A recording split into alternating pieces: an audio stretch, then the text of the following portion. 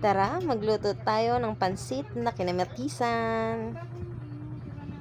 So, ayan na nga. At nagdidikit na ng apoy si Kapugay.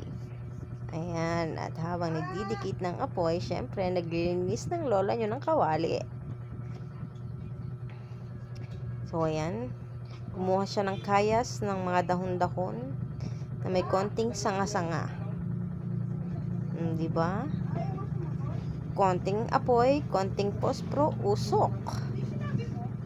Para mas lumakas pa yan, lagyan pa ng ano ba yan? Styro. Ang bilis nagapoy. So, ayan na nga. At nag-aapoy na. Ang bilis.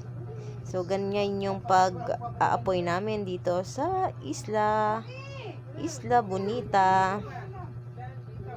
Ayan. At habang nag-aapoy na si Kapugay, maya-maya sinalangan namin yung kawali para uminit na. At habang nakasalang ang kawali ay doon naggagayat na ng mga ricado. At ang main ricado natin ay kamatis. So, ayan. At mainit na daw ang kawali kaya naglagay na siya ng mantika. Mantika na iba yung mantika dito. Parang sobrang yellow. Palm oil. At ayan, hinalo na ni Kapugay. At hinihintay hanggang sumulak. At maya-maya pa ay ilalagay na niya ang sibuyas, kamatis, yan.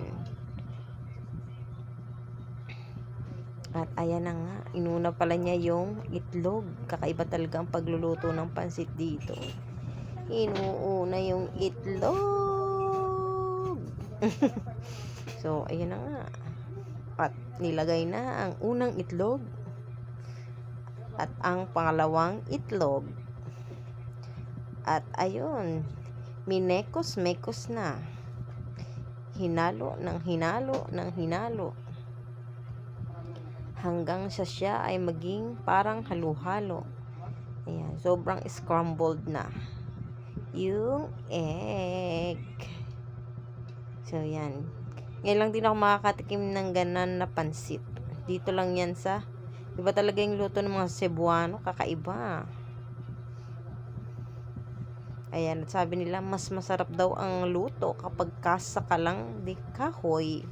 So, tingnan natin mamaya. So, inuna yung itlog, then saka isinunod yung, ayan, mantakin nyo, pati sibuyas ay hinugasan. Ayan, at inilagay na ang kamatis at sibuyas. Sabay na! Baliktad, no? Nauna yung itlog, tapos sinunod ang sibuyas at kamatis. Kakaiba talaga. Gawang Cebuano. Ayan, at mamaya ay malalaman natin ang lasa. Ayan. Ayan, at nanghingi pa nga ng asin. Ayan, tingnan natin. At ayan, itinak-tak na ang kanyang asin.